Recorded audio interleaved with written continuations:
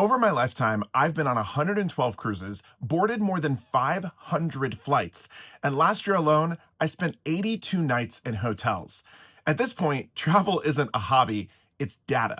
And these are my 40 proven money saving tips for travel.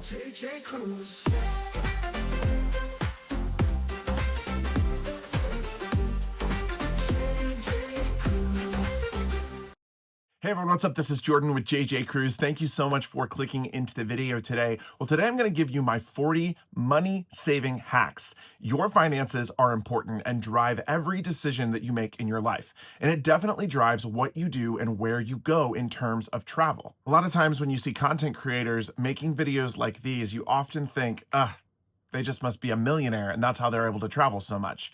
But that is incorrect. Jared and I travel as much as we do because we follow a very rigid guideline in terms of how we book our travel, where we book our travel, and where we look for the best money-saving deals. Today, I'm going to run through my list very quickly of air, hotel, and cruise money-saving hacks so that you can make the most out of your next vacation. Before I get into it, I want to invite you to subscribe to the channel. We are on the road to 100,000 subscribers. We're only 3,000 subscribers away. If you love money-saving tips and tricks and you love cruising, please go ahead and hit that subscribe button and don't forget to hit the thumbs up. If you're a smart cruiser, you're flying in the day before your cruise, spending a night at the hotel, and then getting on your cruise the following day.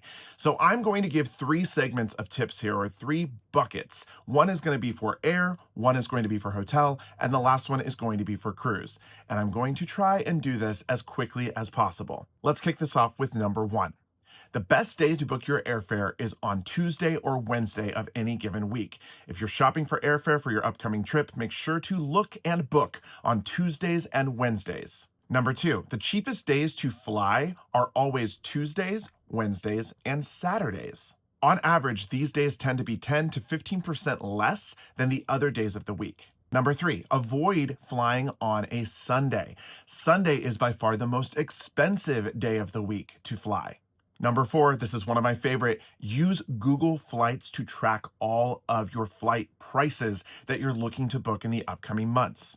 You can sign up for alerts for specific flight routes, and Google will email you when those flights drop in price. It's also a great way to get a giant snapshot of what airlines cost on different days, so you can compare the best routes to the cheapest routes and which route is best for you. Number 5, always check smaller airports in the surrounding areas to see if you can find any deals flying a little out of your way. So for example, if you're cruising out of Fort Lauderdale, always check flights into Miami and West Palm Beach. If you're flying into Orlando, always check flights into Sanford. Number 6, always check round-trip flights and one-way flights. Occasionally, you might be able to find a one-way ticket on one airline and then flying home on a different airline, and it will save you money. Number 7, find your preferred airline and get a credit card with that airline. This will always save you money on luggage. Almost every single airline has their credit card that includes your checked luggage for free when you fly with them. Number 8 sounds a little backwards, but I would avoid booking economy light for a number of reasons. If you ever have to make changes to your flight, you will lose that money completely. And you also don't get to pick your seat, and so that can cause a number of issues, especially if the flight gets overbooked. You can get bumped off of that flight and then not make it to your destination. Number 9, always carry an empty water bottle with you when you're flying so you don't have to pay for the expensive beverages in the airports. Number 10, everyone has to decide for themselves, but Jared and myself use a premium travel card, the Amex Platinum, that comes with a priority pass that gets us into most airport lounges. We have not spent money on food in airports in 13 months. I quickly added up what our average spend was based on how much we fly, and we've saved over $1,500 on meals at airports because we've eaten at the lounges for free. Always clear the cookies on your computer or go in incognito mode to look for flights because the airlines can track your IP address and show you a higher price than what you originally saw because they know you are a repeat customer coming back to look again. Number 12 is for those of you using points for flights. If you're going to redeem points from a credit card on your flight, use it for international long-haul flights. Do not use it on short-haul flights. Comparing points for flights from a place like Chicago to New York versus Chicago to London, you can often get 15 times the amount of dollars out of those points. Long-haul international flights are the place to redeem your points. And the last one for our flights category, number 13, avoid booking your flights too early. For domestic, it's recommended that you book flights between 1 and 3 months before travel, and for international, between 3 and 6 months before travel. Often when flights roll up their prices, which are about 10 months before your travel, they're at some of the highest prices that they will be over the next year. Now let's move into the hotel category, and we're going to kick this off with number 14. Always check to see if the hotel will match or beat a price that you might see on a discount website. There are some hotels that promise a lowest price guarantee, so always check direct with the hotel before booking on a third-party website. Number 15, call the hotel direct to book. A lot of people don't think to do this, especially with the internet being so prominent, but you can actually call the hotel and ask if they have any unpublished discounts or any discounts that you might not be finding on the website, and they might even allow you to book over the phone at a lower price than you can find online. Number 16, I do often recommend to book refundable rates so you can cancel and rebook whenever you see a lower price come available on that particular hotel. Number 17, if there's a resort fee, ask if it's optional. And if it's optional, only pay it if you're going to use the amenities that are included. Sometimes it's things like Wi-Fi, access to the gym, access to the sauna. If you're not going to use those things, ask if you can get the resort fee removed to save yourself a few extra bucks. Number 18, always join loyalty programs for hotels. It often unlocks additional discounts, specifically when you're booking with Hilton, and that is the way that you rack up points in order to redeem free hotel nights in the future. Number 19, book longer stays for lower nightly averages. Now, this is only a tip if you're going to be flying in multiple nights before taking a cruise, or you're looking to go somewhere and stay on land for a longer period of time. Instead of jumping from hotel to hotel, always look for longer stays at hotels because it actually typically can save you money in the long run. Well, we are halfway there. Number 20, always look for newly opened hotels to see if they're offering lower rates. Now, I will warn you, Jared and I just did this in New Orleans, and we did not have a great hotel stay, but we did pay about half the price of all the other hotels in the area because the hotel had just opened up a week prior. There may be bumps. You might have to use your patience, but if you are just strictly looking to save money, new hotels are often a place where you can do that. Number 21, as you're planning your trip, regardless of where you go, always look at convention calendars. Convention weekends are going to be the most expensive time to stay in whatever city that you are in.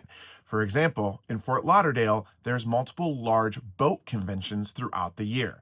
Those weekends, hotel prices are 200 to 300% more than other weekends before and after the conventions. Number 22, always book a hotel with breakfast included. This can save you a lot of money, especially if you have a family of 4, 5, or 6 people. Being able to feed them all in the morning for free is a great way to save yourself $50, $60, $70 and save the time to not have to go out and get breakfast before you leave and do whatever you're doing for that day. Number 23, stay outside the popular tourist areas. The most expensive hotels will be downtown, close to the amusement parks, close to the cruise ports. Sometimes a 5 to 10 Uber ride that might cost you $20 or $30 can save you $150 or more. Number 24 is a hard lesson to learn. Always check and ask about parking fees before you book a hotel, especially if you are traveling and going to a place like New York City or cruising out of New Jersey. You're going to want to know if you're going to have to pay an extra $50, $60, or $70 on top of your already pricey hotel night. Number 25 is a little bit of a controversial one, but always check with your credit card portals for booking hotels and finding discounts. Now, like I said, I use an Amex Platinum for all of my travel, and I've only done this twice, but there have been 2 instances where I've been able to find the cheapest or lowest price on a hotel booking direct in the Amex portal. Now, I do not recommend redeeming your Amex points for hotels because you do not get a good ratio of dollar per point. But if you want to pay cash for that hotel, sometimes you can find the lowest rate inside those private member portals. And they often come with a point multiplier to get you a bunch of points that you can then redeem on your international flight. And number 26, don't ever rule out vacation rentals, especially if you are 3 or more people. It is worth it to check out VRBO, Airbnb, Mr. B&B, some of these vacation rental places, because sometimes they can be less costly than a hotel itself.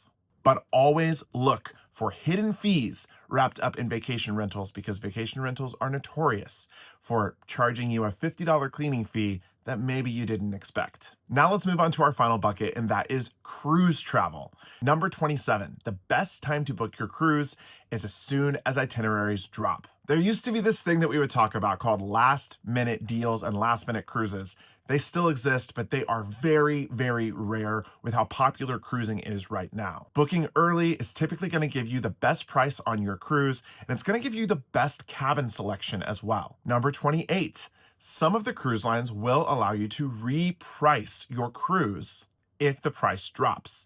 Now, there's some brands that are very stingy on this. Princess and Holland America will not allow you to do this. Celebrity and Royal Caribbean do allow you to do this. Number 29, always compare cruise planner purchases and third-party purchases. For example, you might have a very similar excursion in the Bahamas, and through the cruise line, it might be $200 or $300, and through a third party, it might only be $100. When booking a third-party excursion, you have to make sure you have plenty of time to get back to the ship, as the ship will not wait for you. But most excursions through third parties nowadays do have a get-to-ship back guarantee, and they will take care of your travel if for any reason you miss the ship. Number 30, purchase things before you get on board. For example, if you're going to buy a drink package, it is always better to buy it pre-purchase on sale than on board. When you get on board, it will still be on sale, but the price will have gone up by about $200.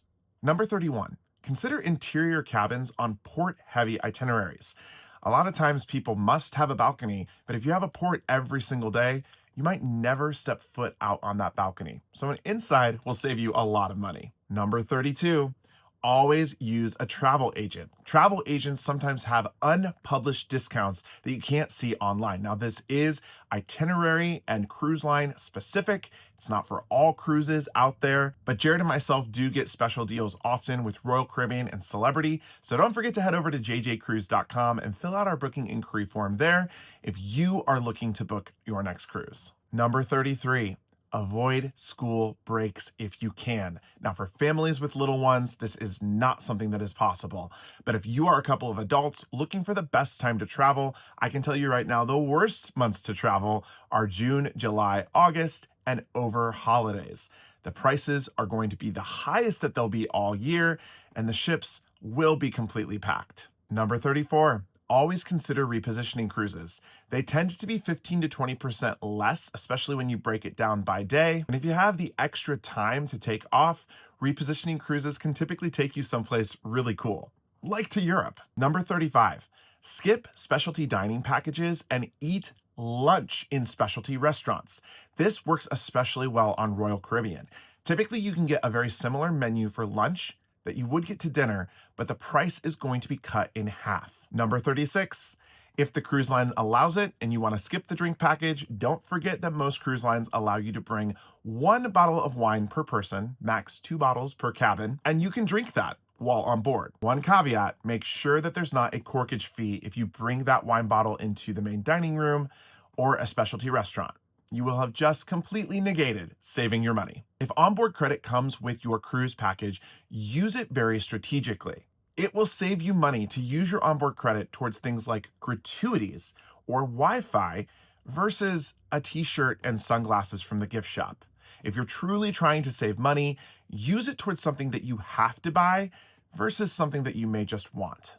Number 38, never leave a discount on the table.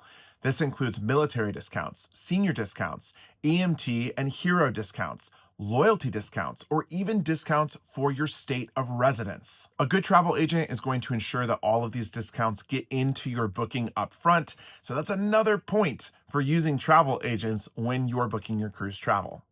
Number 39, always compare published airline pricing with cruise line air pricing. Now, this is another one kind of like the credit card portal. Sometimes it might save you money, sometimes it might not. But it's always good to do the comparison and check to see what the cruise lines are offering through their airline programs. And last but not least, bundled packages can always save you money.